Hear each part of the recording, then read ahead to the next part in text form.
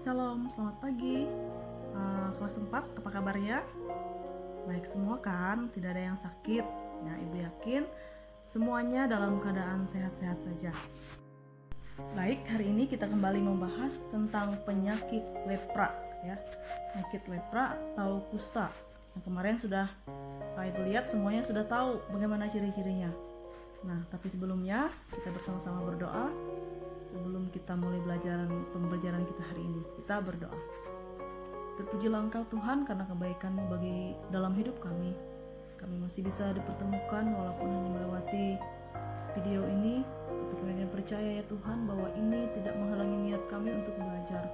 Tolong kami Tuhan agar kami bisa belajar dengan baik dan kami bisa mengerti serta memahami maksud dari pelajaran kami pada hari ini, sehingga boleh semakin menguatkan iman kami kepadamu.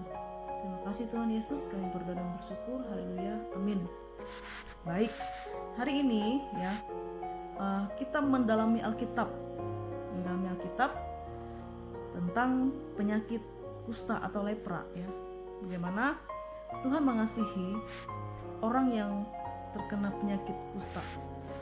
Dan nanti boleh kalian baca bersama-sama di rumah, bisa bersama dengan papa mamahnya.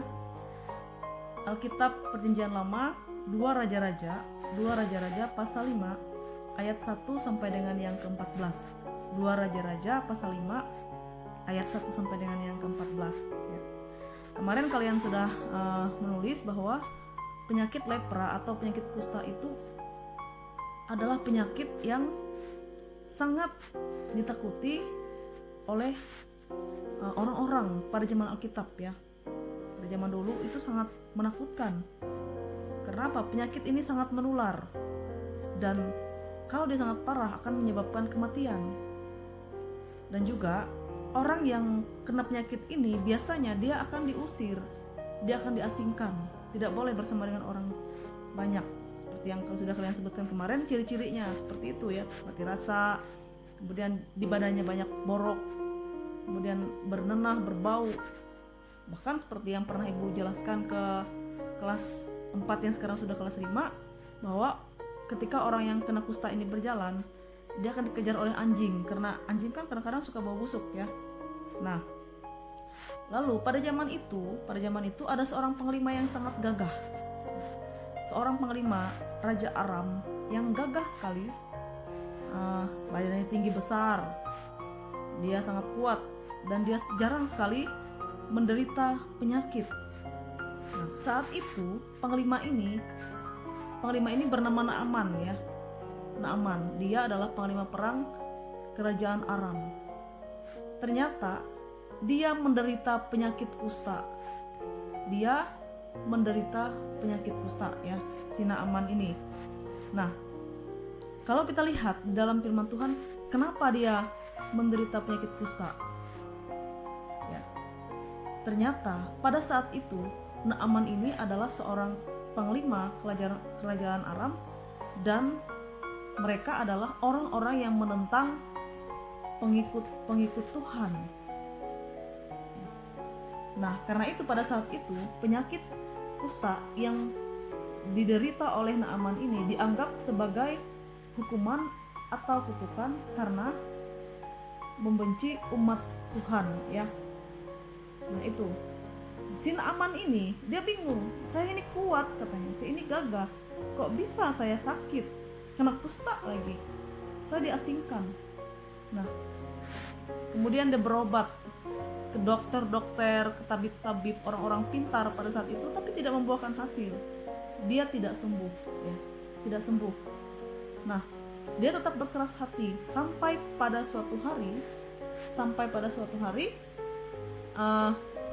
ada seorang perempuan yang sangat berani, dia mengusulkan kepada Naaman, katanya kepada Naaman, kamu pergi ke seorang hamba Allah di Samaria, yang bernama Elisa, ya. Nah, pada awalnya Naaman ini ragu. Katanya, aku sudah berobat kemana-mana, ke orang-orang pintar yang sangat hebat, tapi tidak sembuh. Tetapi perempuan ini meyakinkan dia bahwa dia harus menemui Elisa, Nabi Allah ini. Sehingga pada akhirnya Naaman pun pasrah. dan dia setuju untuk menemui Elisa. Nah, itu terdapat dalam ayat yang ke-15 dalam dua raja-raja ini. Sesaat kemudian ketika dia bertemu dengan Elisa, Elisa menganjurkan dia yang pertama-tama adalah untuk mengakui bahwa Allah itu adalah Allah yang penuh dengan kuasa. Itu yang Elisa tawarkan.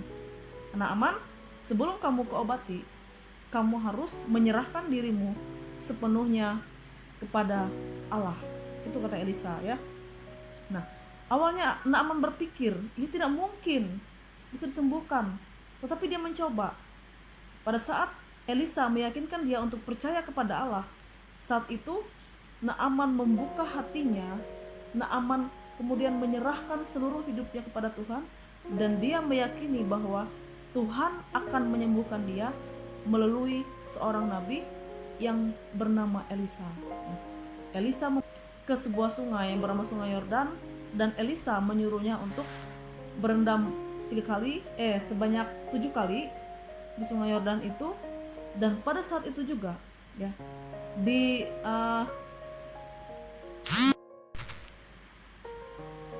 saat yang ke-7 kalinya si Naaman ini masuk ke dalam air untuk berendam, saat itu jugalah penyakitnya sembuh ya.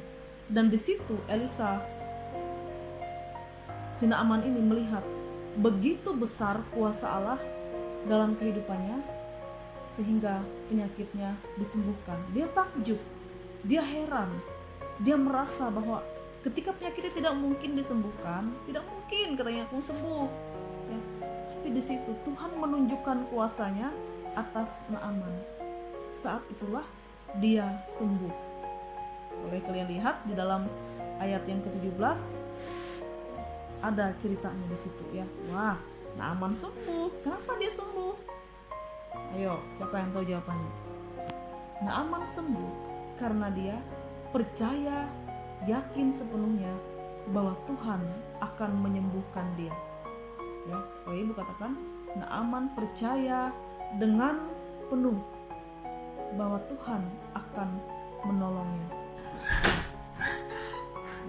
Anak-anak semua, sekarang apa yang mau kita pelajari?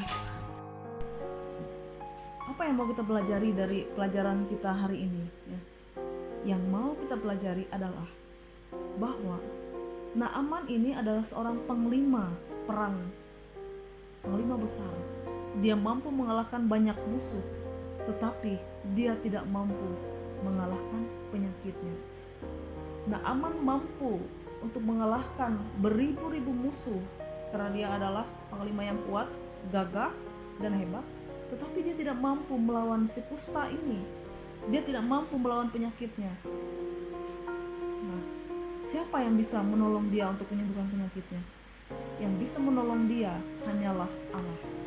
Yang bisa menolong dia adalah Tuhan melalui Nabi Elisa tadi. Hanya dengan cara berendam sebanyak 7 kali di Sungai Yordan, Naaman sembuh. Karena itu, mari kita bersama-sama belajar ya. Kalian semua sebagai anak-anak Tuhan, bersama dengan papa mamahnya, bersama dengan kakaknya, adeknya ya, kita belajar dari Naaman. Sekalipun kita ini adalah orang yang kuat, kita ini adalah orang yang hebat rasanya, kita punya banyak duit, kita punya banyak kekuasaan, punya jabatan yang tinggi papa mama kita, tetapi sekali-kali dalam kehidupan kita pasti pernah merasakan sakit ya. Ketika kita sakit, mungkin kekuasaan kita tidak akan bisa menolong kita, apalagi kalau sakit parah. Hanya Tuhan yang bisa menolong kita. Karena itu, jangan pernah berhenti untuk berserah dan percaya bahwa Tuhan itu ada dan menolong kita. Ya, sehebat-hebatnya kita, sekuat-kuatnya kita juga bisa lemah. Tetapi di dalam Tuhan kita akan mendapat pertolongan ya. Itu yang mau Ibu sampaikan hari ini untuk kita tentang Naaman tadi, dan Ibu yakin semuanya bisa memahami, semakin kuat di dalam iman, semakin percaya kepada Tuhan. Apalagi di masa pandemi COVID-19 ini, kita nggak tahu, kita nggak lihat ya apa yang bisa melawannya.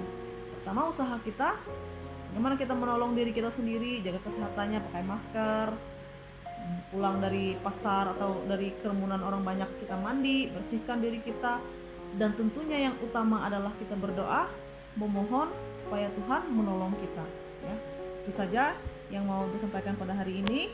Dan untuk tugas di rumah nanti akan ibu foto dan di share di WA ya. Itu saja. Tuhan Yesus memberkati. Kita bersatu dalam doa. Kita berdoa. Terima kasih Tuhan karena Engkau sudah mengajarkan kami untuk menjaga kehidupan kami agar tetap rendah hati dan tidak sombong. Melalui Naaman, walaupun dia kuat, dia gagah, tapi ternyata dia dikalahkan oleh sakit. Itu juga ya Tuhan kehidupan kami, tolong kami agar kami senantiasa percaya kepada Tuhan, berserah kepada Tuhan dalam setiap kehidupan kami, karena hanya Engkau lah yang dapat menolong kami. Terima kasih Tuhan Yesus, kami serahkan kehidupan selanjutnya ke dalam tangan-Mu, di dalam satu nama yaitu Yesus Kristus adalah Tuhan dan Juru Selamat kami. Haleluya, amin.